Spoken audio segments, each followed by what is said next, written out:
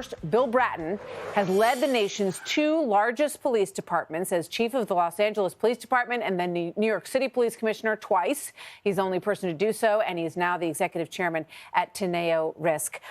Chief Bratton, great to have you with us, as always, sir. So what did you think about what you heard from President Biden this afternoon when he talked about the problems of what he calls gun violence? Well, I've been watching that meeting of law enforcement officials, political leaders in New York at One Police Plaza. A lot of good intentions, but they are just that, good intentions. The devil is in the details, and whether they're going to be able to deliver on those good intentions remains to be seen. You referenced, has the pendulum begun to turn?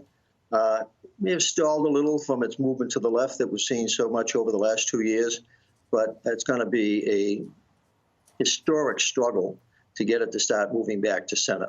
I was pleased to see that the president and certainly the newly elected Mayor Adams in New York have started to come back to center. I just hope that they have the ability to push back on the forces from the progressive left that have basically created the disarray that you just outlined in your summary. So those forces from the progressive left, as you put it, there's two things in there that Mayor Adams really wants to change. One is that he wants to allow judges to look at a perpetrator and say, you know what, you've done 2 offenses, 3 offenses. We're not going to let you out today. You're going to be locked up today, right? Mayor Adams wants that. The other thing that he wants is for perpetrators under the age of 18 to face real criminal charges, to be taken off the street. I didn't hear anything on either one of those from President Biden today. Do you think Mayor Adams will get the support he needs from the New York legislature to change those things?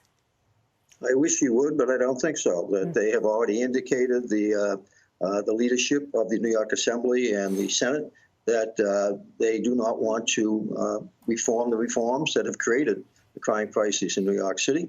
The governor has sided with them up until this point in time. It'll be interesting to see if she moves more to center, but she's in the middle of an election where she's basically going to have to appeal to the left. No, the crime crisis in New York City was created by the political leadership. Who votes them into office? The public.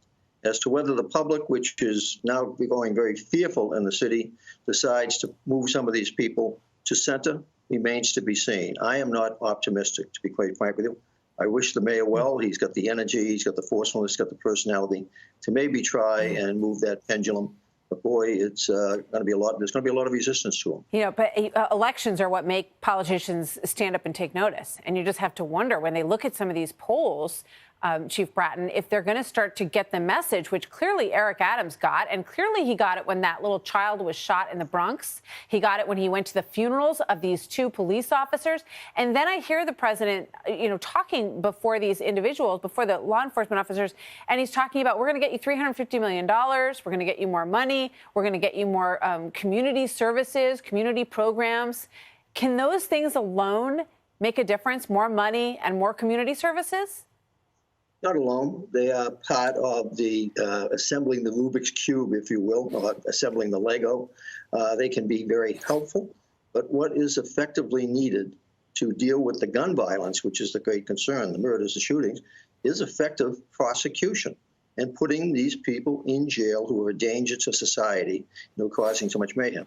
And there's incredible reluctance on the part of many of these progressive district attorneys, particularly several in New York City, Los Angeles, San Francisco, Philadelphia, all the cities that are experiencing significant rises in gun crime.